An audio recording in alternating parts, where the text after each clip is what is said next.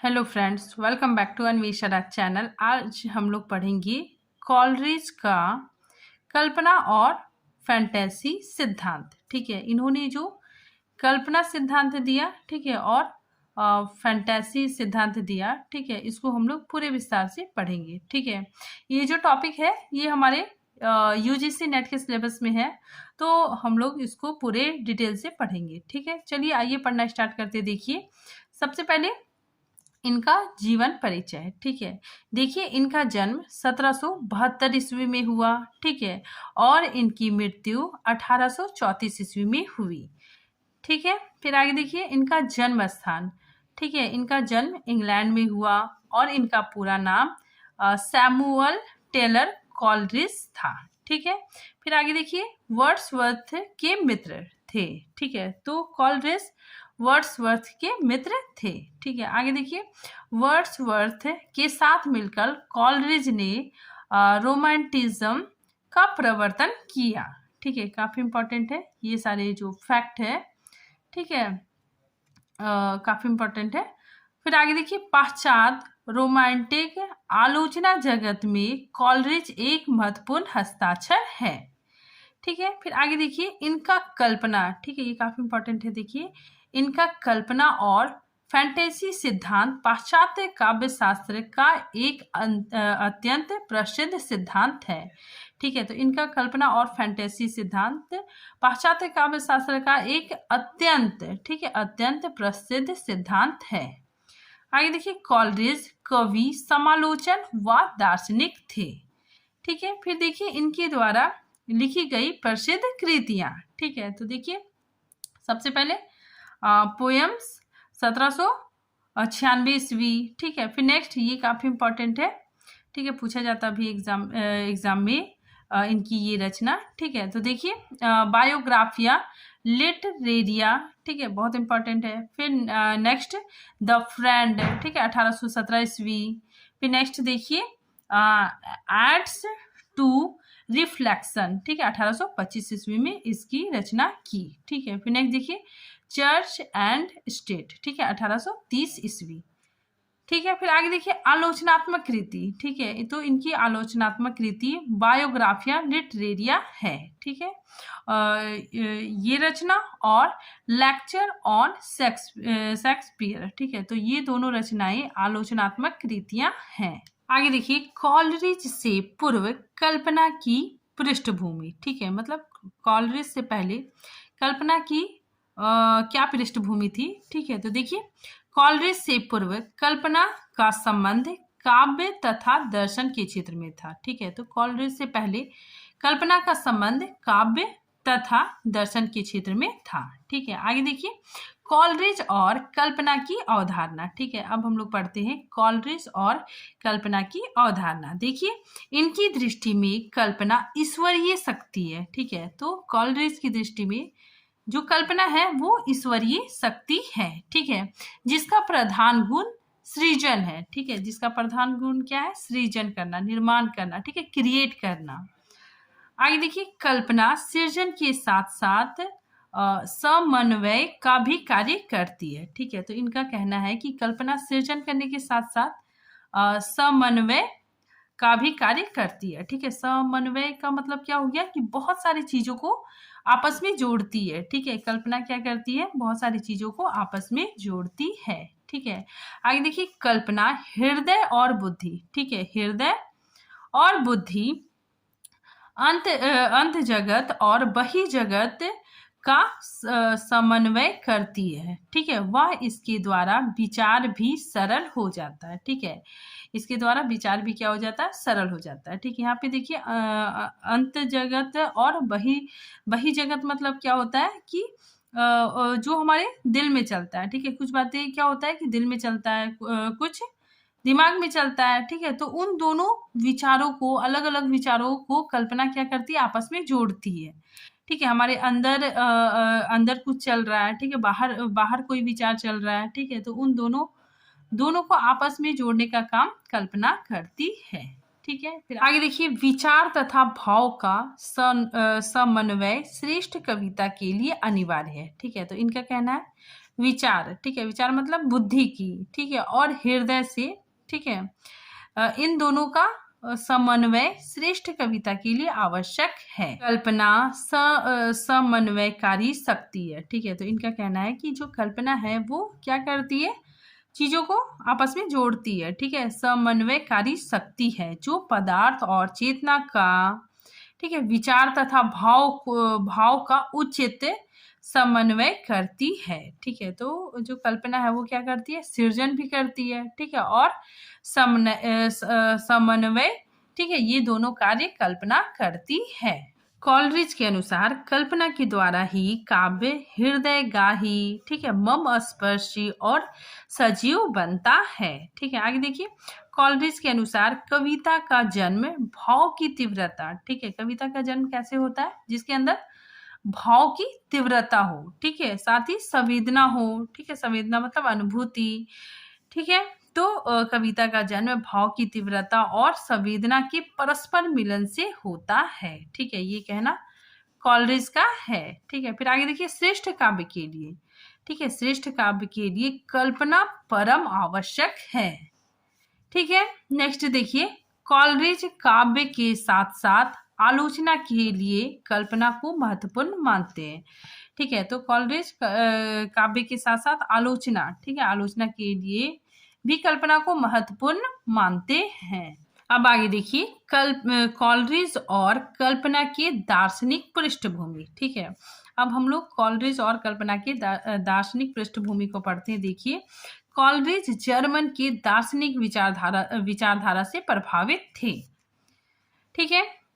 फिर आगे देखिए, कल्पना दिव्य प्रेरणा है, ठीक है, इनका कहना है कि कल्पना क्या है, दिव्य प्रेरणा है और ईश्वर की सृजन शक्ति की सहोदरा है, ठीक है, मतलब सहोदरा मतलब एक ही माता पिता से उत्पन्न संतान बहने, ठीक है, तो इनका कहना है कि कल्पना दिव्य प्रेरणा है, ठीक है, साथ ही ईश्वर की सृजन शक्ति, ठीक है, सृजन शक्ति की सहोदरा है, ठीक है। आगे देखिए, कल्पना के आधार पर ही मनुष्य सृजन करता है, ठीक है, मतलब कल्पना के आधार पर ही जो मनुष्य है वो क्या करता है, सृजन करता है। सृजन का मतलब हो गया निर्माण करता है, ठीक है। आगे देखिए, कॉलरिज की कल्पना को सौंदर्य विधायिनी, ठीक है, व सृजनात्मक शक्ति के रूप में स्वीकार किया है, ठीक है, तो इन्होंने जो कल्पना है, ठीक है, उसको सौंदर्य विधायिनी और सृजनात्मक शक्ति के रूप में स्वीकार किया है। आगे देखिए, यह काव्य का मूलाधार है, ठीक है, एवं कवि कल्पना की समन्वय कारिणी शक्ति है, ठीक है, कल्पना काव्य की मूलाधार है, ठीक है, एवं कवि कल्पना की समन्वयकारी शक्ति है, ठीक है। आगे देखिए, रचनाशीलता इसका प्रमुख गुण है, ठीक है, तो रचनाशीलता इसका प्रमुख गुण है, ठीक है। अब आइए आगे देखते हैं, कॉलरिज के अनुसार कल्पना के दो भेद, ठीक है, तो कॉलरिज ने कल्पना के दो भेद किए हैं, ठीक है। पहला मुख्य कल्पना या प्रधान कल्पना, ठीक है, इंग्लिश में इसको प्राइमरी इमेजिनेशन कहते हैं, ठीक है। दूसरा गौण कल्पना, ठीक है, इसको सेकेंडरी इमेजिनेशन भी कहा जाता है, ठीक है, तो इन्होंने दो भागों में बांटा, मुख्य कल्पना और गौण कल्पना। सबसे पहले हम लोग देखते हैं मुख्य कल्पना या प्रधान कल्पना, ठीक है। देखिए, यह एक सहज प्रक्रिया होने के साथ सामान्य मनुष्य की कल्पना होती है, ठीक है, तो सबसे पहले समझिए कि प्रधान कल्पना या फिर मुख्य कल्पना क्या होता है, ये मतलब सामान्य मनुष्य की कल्पना होता है, ठीक है, जो मतलब हम लोग सोचते हैं, ठीक है, सामान्य रूप से जो कुछ भी हम लोग सोचते हैं वो क्या है, प्रधान कल्पना है, ठीक है। तो देखिए, यह एक सहज प्रक्रिया होने के साथ सामान्य मनुष्य की कल्पना होती है, इसके द्वारा प्रत्यक्ष ज्ञान की प्राप्ति होती है, इसके माध्यम से ही अभिव्यक्ति कौशल विकसित होकर काव्य रूप में प्रकट होता है, ठीक है। आगे देखिए, मुख्य कल्पना का काम सहज भाव से अनजाने ढंग से चलता है, ठीक है, तो मुख्य कल्पना का काम सहज भाव से, ठीक है, सहज भाव से अनजाने ढंग से चलता है, ठीक है, यानी पूरी दुनिया में सभी लोग कुछ ना कुछ सोचते हैं, ठीक है, तो वो सब अनजाने ढंग से, ठीक है, अनजाने ढंग से चल रहा है और वही मुख्य कल्पना होता है, ठीक है। तो मुख्य कल्पना क्या हो गया कि पूरी दुनिया में जो सभी लोग मतलब कुछ ना कुछ कल्पना करते हैं, ठीक है, जैसे कोई लोग कल्पना करते हैं कि मेरे पास मतलब गाड़ी हो, बंगला हो, ठीक है, मोटर हो, तो ये सब भी ये जो मतलब जो कल्पना कर रहा है, ठीक है, वो प्रधान कल्पना के अंतर्गत आ जाएगा, ठीक है। तो देखिए यहाँ पे आसान भाषा में सबके अंदर जो कल्पना, ठीक है, जो कल्पना सामान्य रूप से चलती है, ठीक है, तो वो मुख्य कल्पना कहलाती है, ठीक है। मतलब सबके अंदर जो कल्पना चलती है वो मुख्य कल्पना कहलाती है, ठीक है।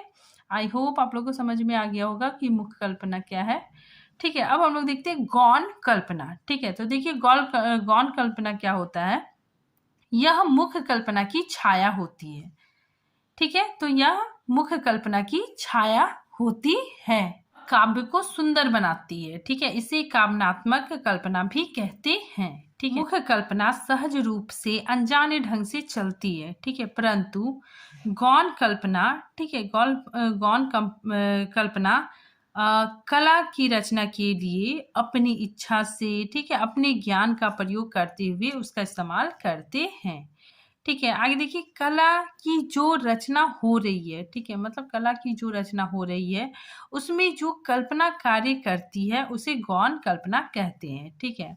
तो गौण कल्पना क्या होती है, ठीक है, इसको हम लोग एग्जाम्पल से समझते हैं।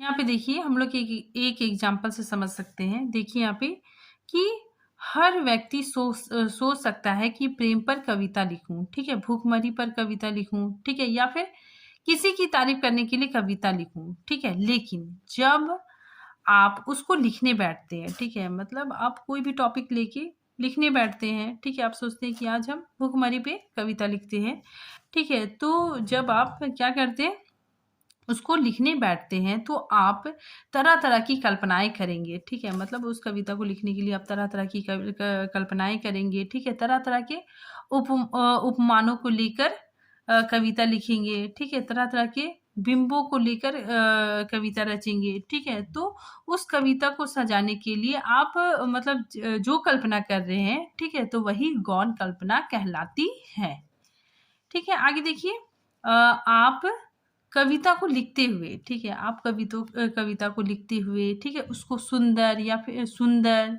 ठीक है, या फिर अच्छा बनाने के लिए जो कल्पनाएं करते हैं, ठीक है, बिंब उपमानों का प्रयोग करते हैं, तो यही गौण कल्पना कहलाती है, ठीक है।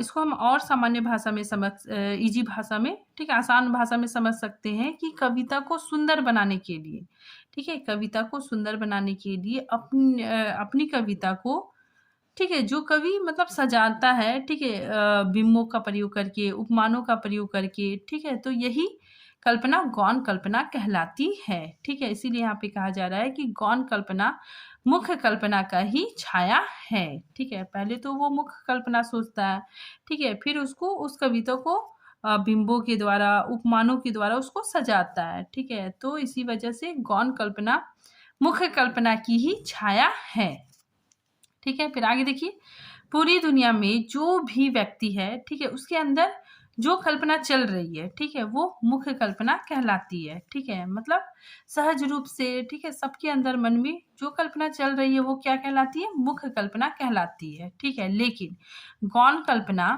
जो कला सृजन में, ठीक है, जो कला सृजन में प्रयोग हो रही है, ठीक है, वह कल्पना गौण कल्पना कहलाती है, ठीक है। मतलब गौण कल्पना क्या होती है कि जो जब हम कला का सृजन करते हैं, ठीक है, जब हम कविता का सृजन करते हैं, ठीक है, तो कविता का सृजन करने में प्रयोग की जाने वाली कल्पना को गौण कल्पना कहते हैं। आई होप आप लोग को गौण कल्पना समझ में आ गया होगा, ठीक है। अब देखिए मुख्य कल्पना और गौण कल्पना में अंतर, ठीक है। तो देखिए इधर मुख्य कल्पना है, इधर गौण कल्पना है, ठीक है। तो देखिए सामान्य मनुष्य की कल्पना, मुख्य कल्पना सामान्य मनुष्य की कल्पना होती है, ठीक है, जबकि कवि और दार्शनिकों की कल्पना, गौण कल्पना कवि और दार्शनिक की कल्पना होती है, ठीक है। नेक्स्ट मुख्य कल्पना अनायास ही उत्पन्न हो जाती है, ठीक है, लेकिन गौण कल्पना चेतना एवं ऐच्छिक होती है, ठीक है। ऐच्छिक मतलब अपनी इच्छा से होता है।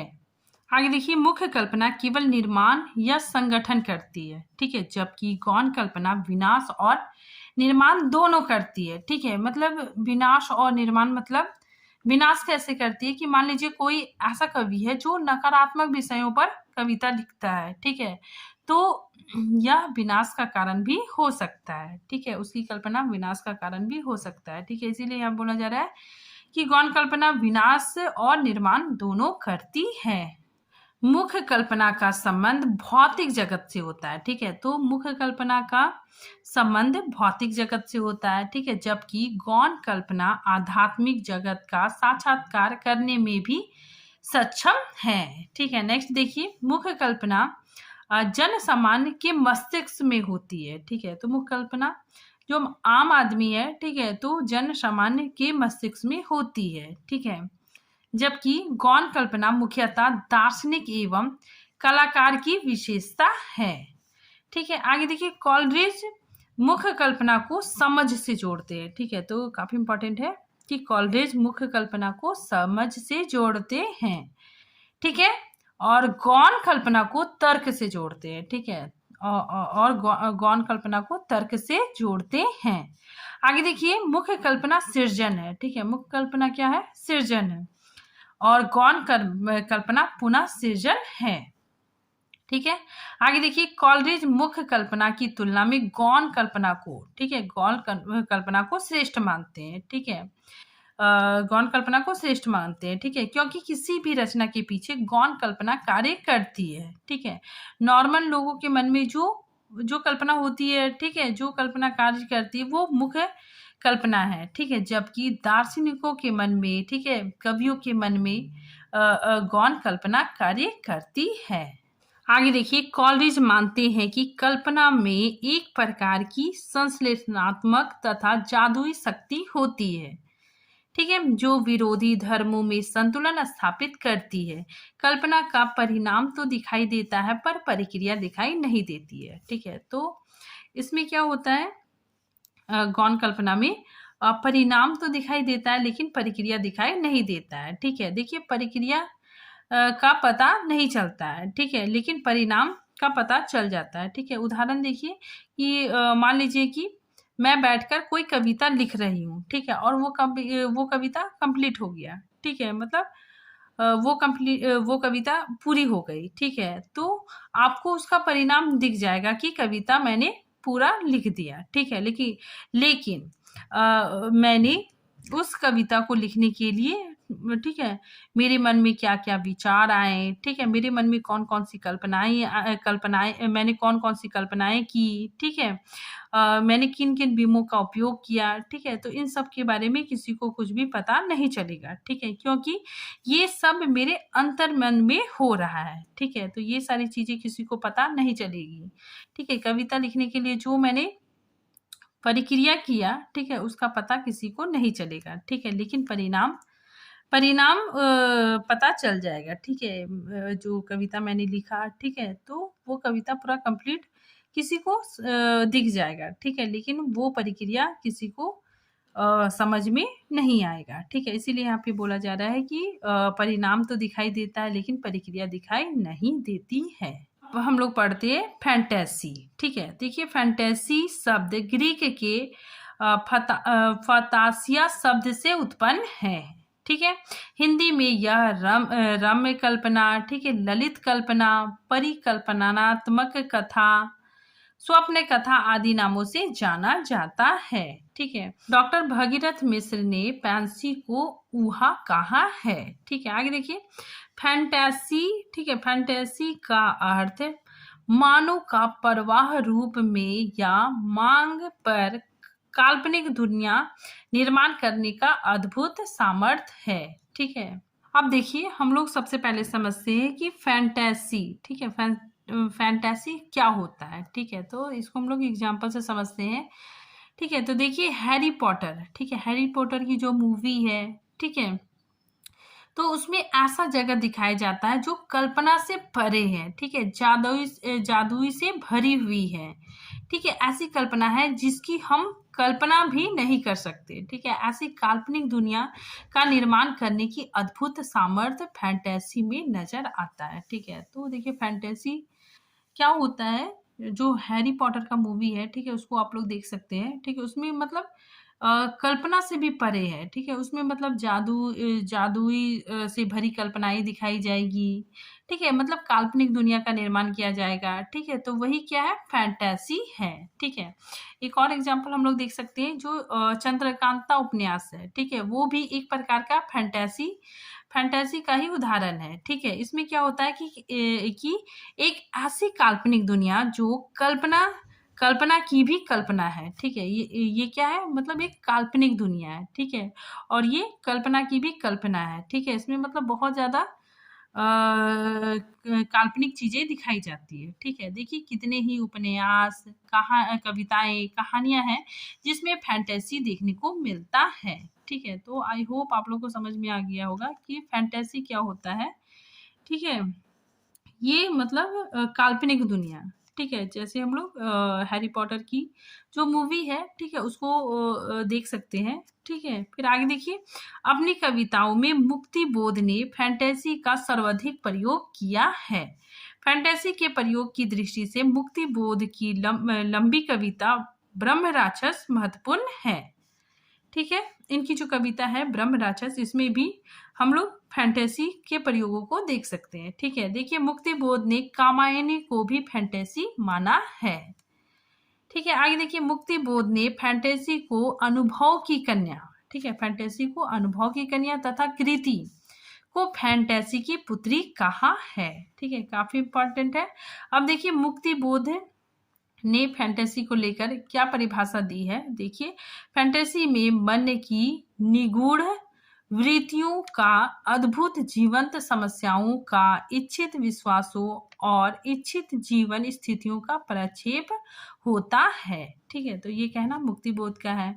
अब देखिए डॉक्टर बच्चन सिंह ने भी फैंटेसी के बारे में परिभाषा दी है कि फैंटेसी का संबंध स्वप्न और अचेतन मन में घटित होने वाली घटनाओं की विघटित और बेतारतीब शब्दावलियों से है, जिसमें बिंबों, प्रतीकों, मिथकों, ठीक है, आदि को आतर्क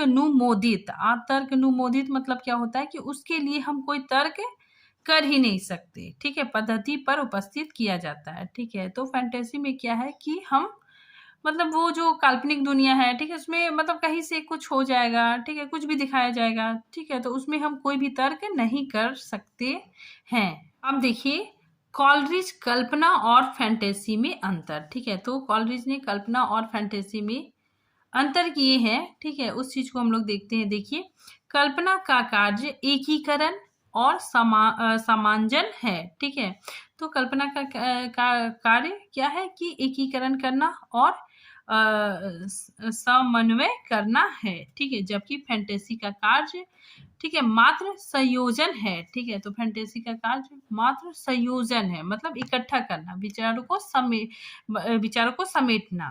ठीक है, आगे देखिए कल्पना का संबंध आत्मा और मन से है। ठीक है, मतलब हृदय और बुद्धि। ठीक है, इसमें हृदय और बुद्धि दोनों काम करती है, जबकि फैंटेसी का मस्तिष्क से संबंध होता है। ठीक है, बुद्धि से संबंध होता है।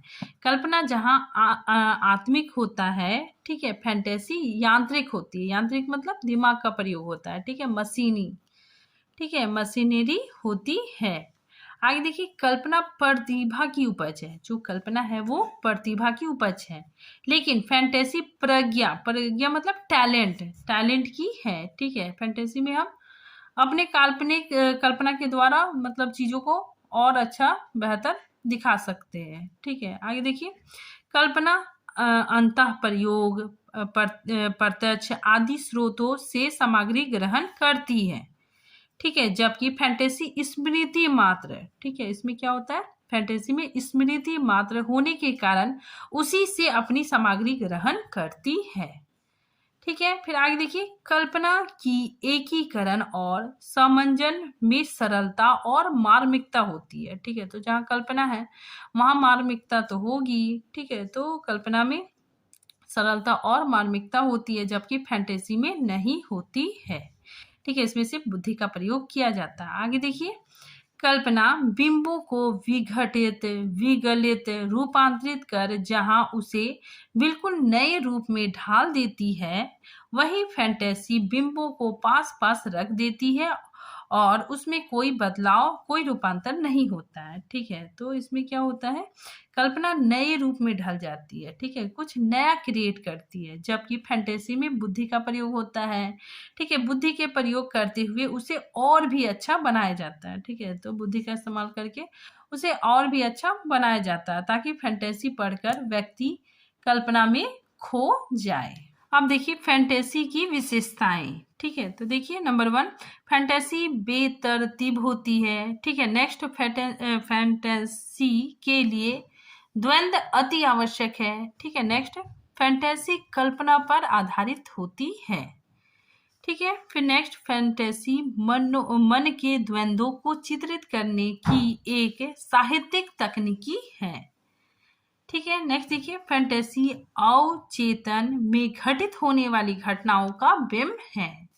ठीक है, फिर नेक्स्ट, फैंटेसी दीवा स्वप्नात्मक मानसिक बिंब है। ठीक है, तो ये फैंटेसी की विशेषताएं हैं। ठीक है, तो आज ये टॉपिक यहीं पे खत्म होता है। ठीक है, अगर आपका कोई प्रश्न है तो आप कमेंट बॉक्स में पूछ सकते हैं। ठीक है, तो फिर मिलते हैं नए टॉपिक के साथ, तब तक के लिए थैंक यू।